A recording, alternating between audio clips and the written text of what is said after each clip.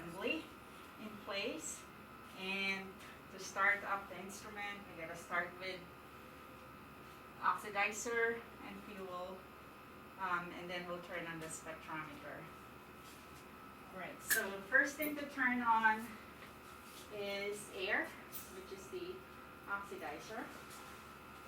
So turn it on from the main tank, and then do not touch the regulator. Open the valve, it says open.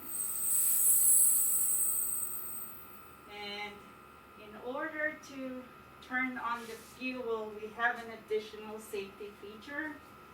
It's housed in this fireproof cabinet. So the fuel is acetylene, but it will not turn on without the nitrogen gas trigger. So I'm turning on the nitrogen tank the same way that I turn on the air tank. So open the main tank and then the inlet valve, and then you just turn it almost to the maximum. And then we'll open the acetylene, turn on the acetylene flame. It will not go to the spectrometer yet, but just to turn it on, the same drill. Main tank, turn it on, and then inlet valve.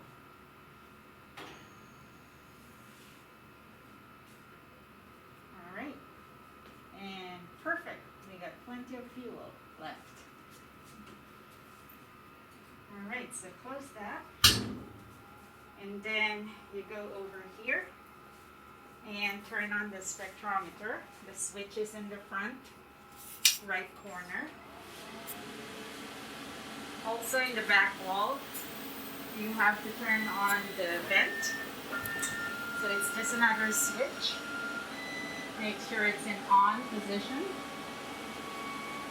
And you know, if you can hear the sound, the spectrometer is starting up. The vent is noisy, so you might be dealing with a lot of background noise.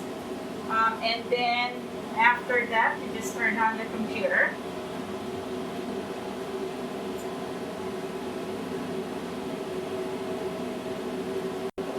So it's a simplified instruction for operating the flame, AA.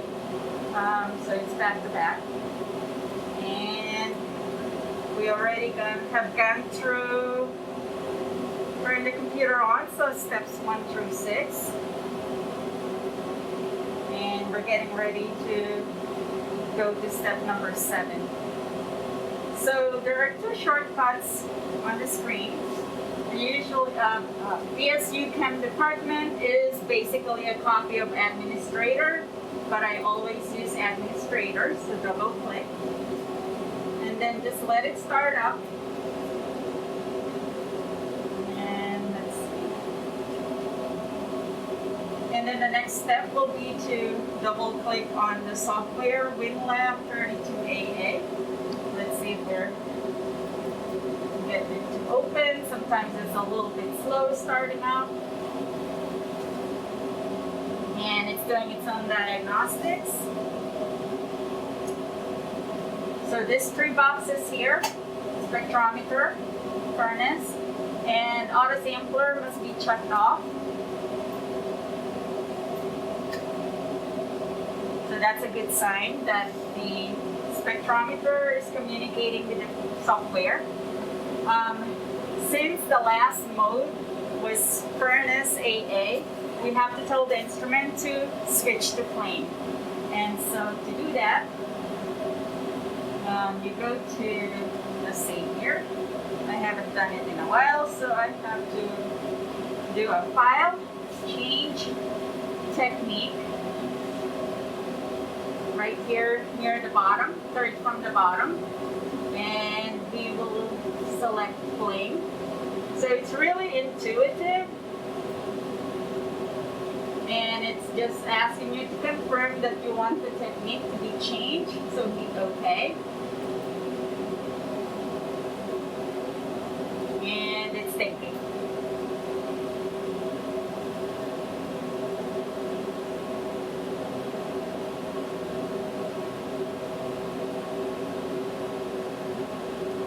might take about a couple of minutes for it to actually change to heat. That's one thing with PerkinElmer software, they tend to be slow. We call that slowly but surely. And it's doing this diagnostic again. Looks like it doesn't take 2 minutes. Alright, so now it recognized that the flame is the mode that we are using. So it says flame and it's idle because really we have not done anything. Same thing with the spectrometer itself, it says idle.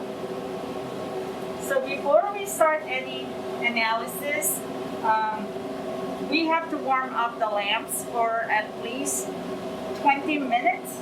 And usually we warm it up and then go back to the lab and prep our calibration standards while waiting for the lamp to warm up. There's a lamp icon here, or the drawing of a lamp.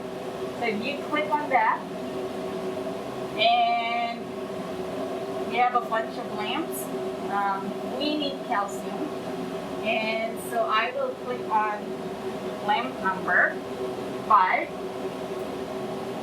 and it will start warming it up, but it has to check for energy coming into the lamp. So while we're doing that, what I want to show is where the lamps are located. So they're actually inside this compartment.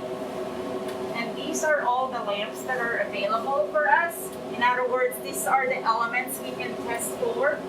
So the one that's not labeled up here, that's for arsenic. It's a different type of lamp. It's called electrodeless discharge lamp. All the rest are called hollow cathode lamp. And so we have cadmium, iron, and then on the right we have lead, calcium, and copper. So those are the 6 elements that currently we are capable of quantifying. Okay. That lamp, it's a hollow cathode lamp, and you can see the element symbol, and so this is the quartz tube. It's filled with argon gas, and the important part is the electrode. So there's a cathode inside. If you see the wire that goes into that white kind of tube, it contains the same element as the analyte. So if you're testing for lead, that cathode is made of lead. Actually, I believe that is the U-shaped metal plate is lead. And the lamp will rely on, once this is connected to electrical source, basically that lead element will be excited by collision with argon gas. And when it goes back to the ground state, as you learned from Gen Chem, it will release energy in the form of light, and that is the monochromatic light, single wavelength, that we need for atomic absorption studies. So this will be the energy source for the analyte that we are testing. Good? In a method right now, there are some methods that are already saved on the computer, and so what I will do is file. It's really there are 2 ways you can do this. You can do file, open, and then you see method in there. But I like the shortcut. I like going through the menus on top. And so another way to do this is you see method here. All you have to do is click on that. It's saying untitled right now because there is nothing loaded. So if you click on method, it brings up the methods, flame AA methods that are already saved on the computer. And what we want is calcium and water, since we're testing for calcium and water. So just click OK. If it's not the one that's highlighted, make sure you highlight it and click OK. Once you selected the method, click OK, but don't panic, that screen will disappear. Okay, but what you see here on top is that calcium is in the method name is already displayed on top. So the other thing we will have to do later on, just before we're ready for analysis, is create a file for the samples that we're running. So we're testing for 8 samples. We have to have what is called the sample information file. The other thing that I want to be on the screen when I start the analysis, it's called your workspace. So in other words, what do you want to see during the analysis? We only have one template for that, so what windows do you want open? So for example, do you want the absorption spectrum displayed? Do you want your calibration curve displayed? And the absorbance data. So those are the things that I prefer to see while I'm doing the analysis. And so to open this workspace, and again, this software is very intuitive. Just click on workspace here. Like I said, there's only one template, so all you have to do is select that and open. Notice that the flame window disappeared. Notice that the lamp window is minimized now. So there are 4 different windows that are open. First, we want to be able to control the flame, turn it on and off. And so this window is exactly for doing that. It's called your flame control window. The other window that's open is it allows you to tell the instrument, I want to analyze the calibration standards. I want to analyze the samples now. So it basically guides you throughout the analysis.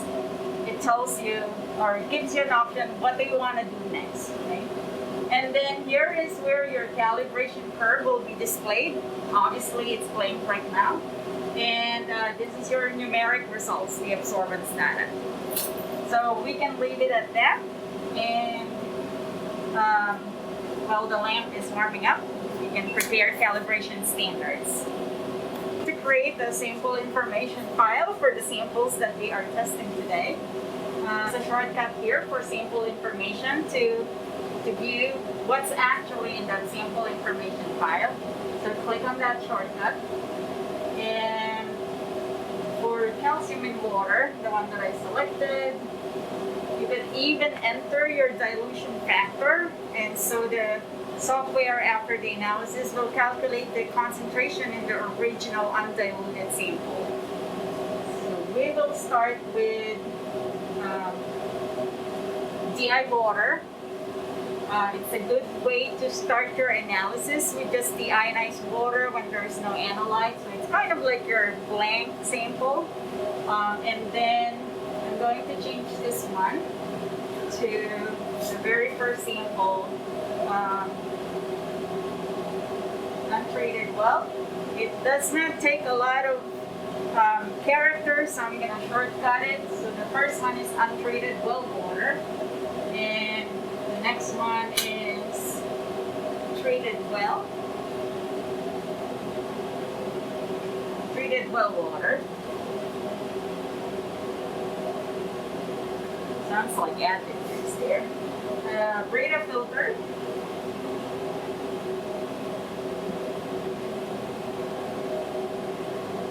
Brita filtered well water. And then commercial or bottled water samples, we have Roach Brothers, Natural, Spring. We took that. Now it's a long sample name. And finally, we have Fiji, Natural Artesian Well.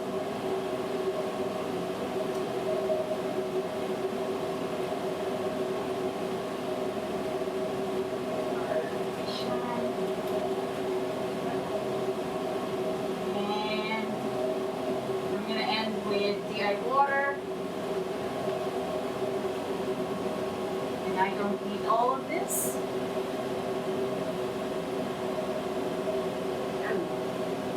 Yeah, that's the other thing you gotta be careful about. It skips so many rows. It's kind of jumpy. Alright, so go back on top. These are, oh, yeah, I forgot. I could explain that.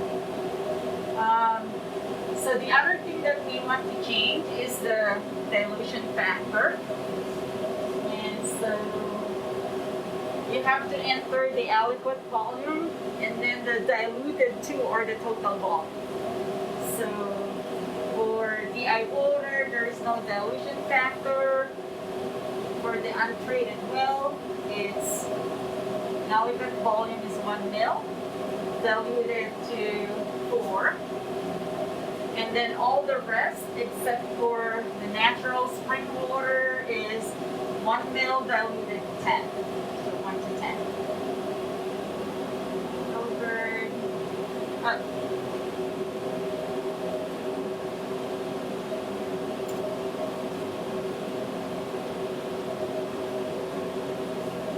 For the spring water, there is no dilution. It has very low calcium from the EDTA titration. And for Fiji, natural artesian, it's 1 to 10. Alright. So save this. File.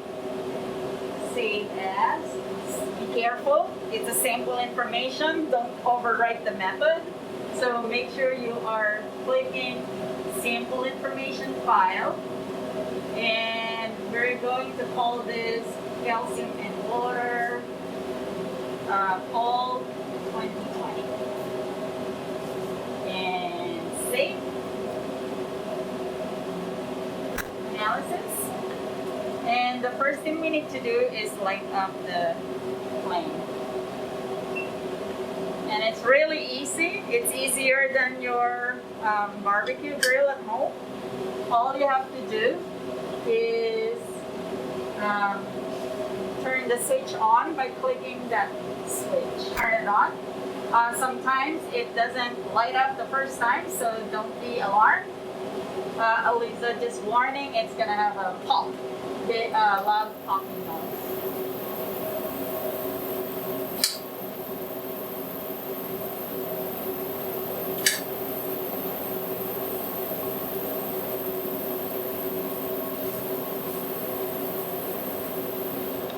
Okay, so first attempt, it didn't light up, right?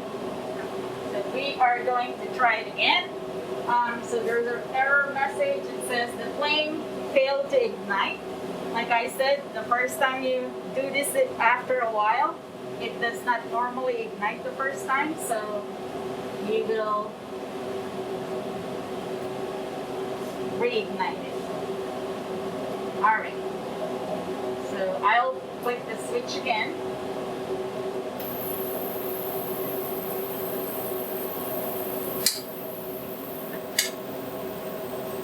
Doesn't like it. It's going. How it's going now? All right. So now that the flame is ignited, we can start the analysis, starting with the flame. And yeah, the results will be displayed on the screen. Usually 2 person does this. 1 person controls the computer, mouse, and the other person switches from one sample to another. So we'll put it first in the DI water. Actually, it's our blank is dilute hydrochloric acid. And so I want to make sure I click analyze blank on the computer. It's done. So it does 3 trials or 3 triplicate analysis, and then it tells you to what you have to do next, which is analyze the lowest standard concentration. So I will actually do a rinse in between with DI water, put the capillary tube in DI water. It's a good practice to rinse in between, kind of like clean the capillary tube. And then I will put this into the lowest concentration standard and make sure it's really right in the solution. then click on Analyze Standard. And 1 trial, 2 trials, 3 trials are done. 3 readings. Rinse.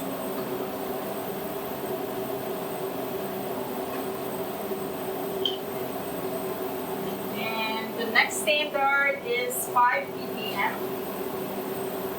which are already at camp. Lower it into the solution, and when it's ready, click Analyze Standard. And again, 3 readings. 1, 2, and 3. So that's how fast it does the absorbance reading. Alright. So the last standard is 10 ppm calcium, that's the highest standard. And I'm going to put the capillary into the highest standard. And click Analyze Standard. Oh, forgetting to turn on the printer.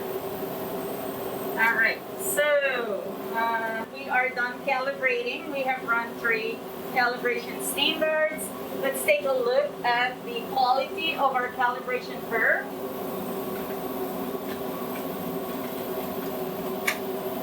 And so, sorry, right now we have a correlation coefficient of 1.0. We have a correlation coefficient of 1.0. That's perfect.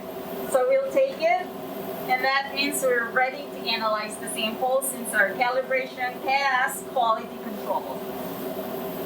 Alright, okay. So now that our calibration curve passed quality control standard, we are ready to analyze the samples. And we have 1, 2, 3, 4, a total of 5 samples. Remember that we entered any dilution factor that we performed on each sample. And so the way it's written in the program, I will have to analyze DI water first. So let me just click Analyze Sample,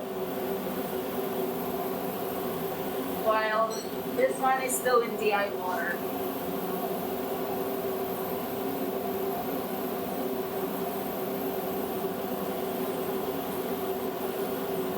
And 3 readings are done. And so I'm going to put it in the next sample, which is the untreated well.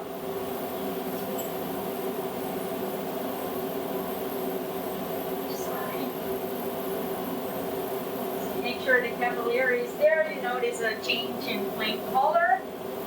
And then click Analyze Sample.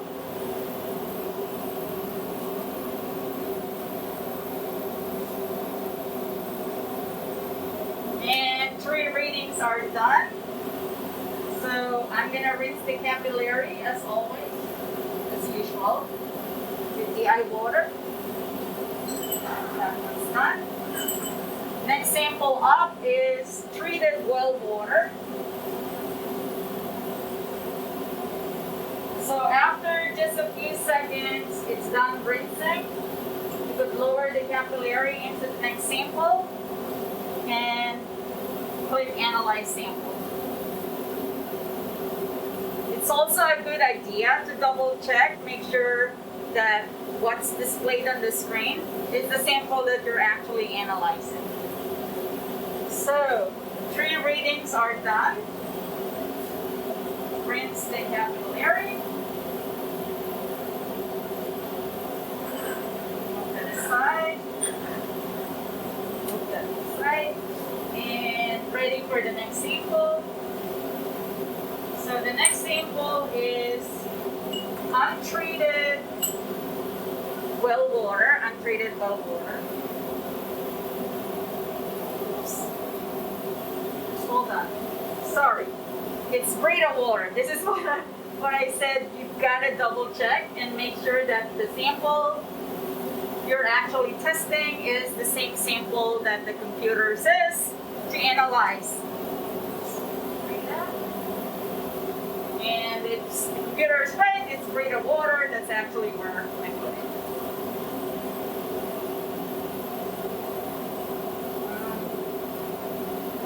3 readings are done for the Brita filtered water.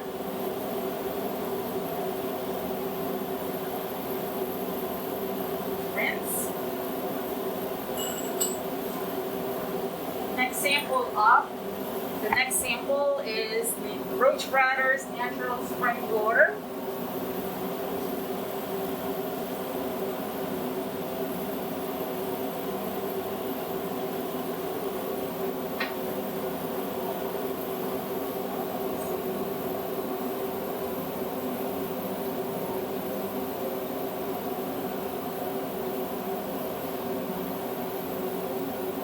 Perfect. Done.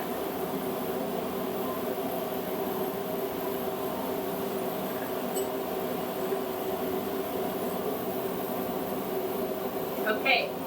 The last sample is Fiji Natural Artesian Well Water.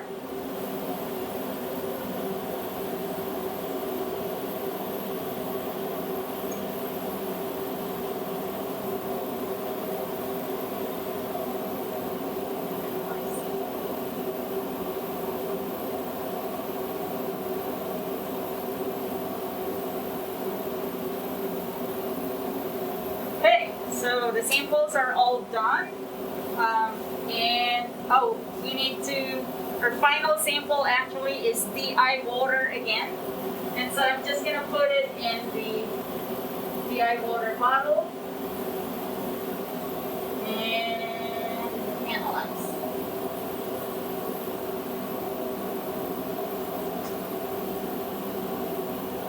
So finally, we have a QC sample. So after the DI water, I'm going to analyze a QC sample.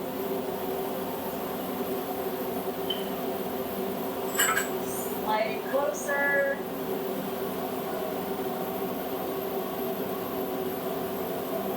Right. And make sure on the computer screen that you are clicking Analyze QC.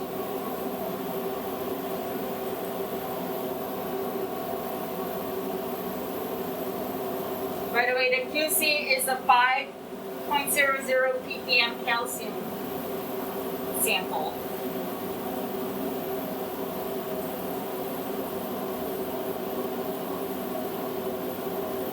Okay, and it's done analyzing. So we're done. All right, so now that the claim AA analysis of calcium in water is done, you got one more thing to do, and that's to shut down the instrument properly. So the first thing you want to turn off is the flame. And so we're going back to the instrument display to do that.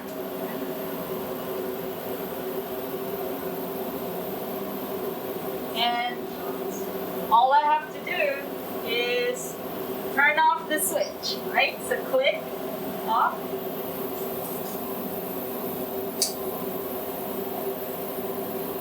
So the flame is now extinguished, and then all we need to do is turn off the computer, turn off the spectrometer,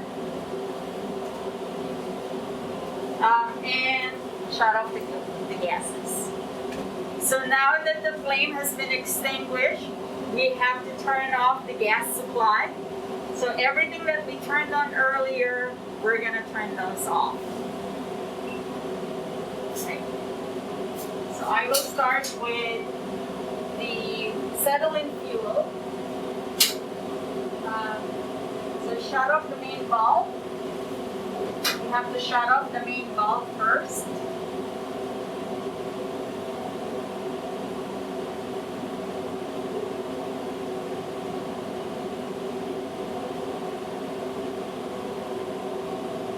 then turn off close the inlet valve.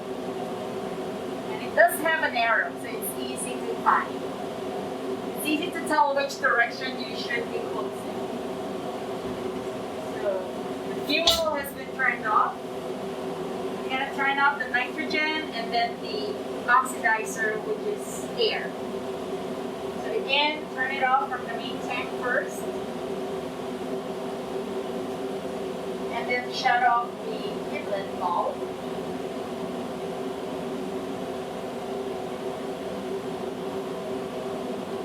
Righty-tighty. Repeat for the air tank. Shut off the main valve. And close the inlet valve. And we're done.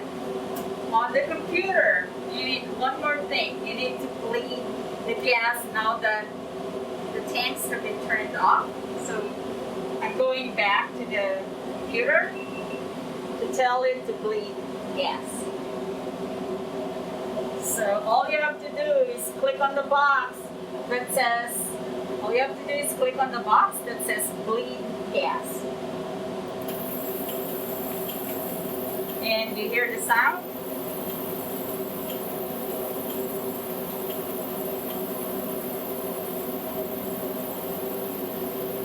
And it's done bleeding the gas.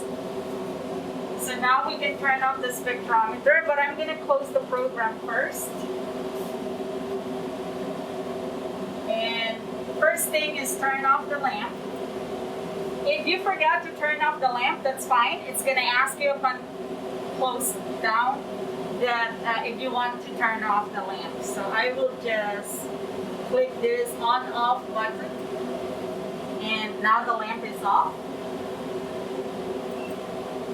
So now I would exit the program and turn off the spectrometer.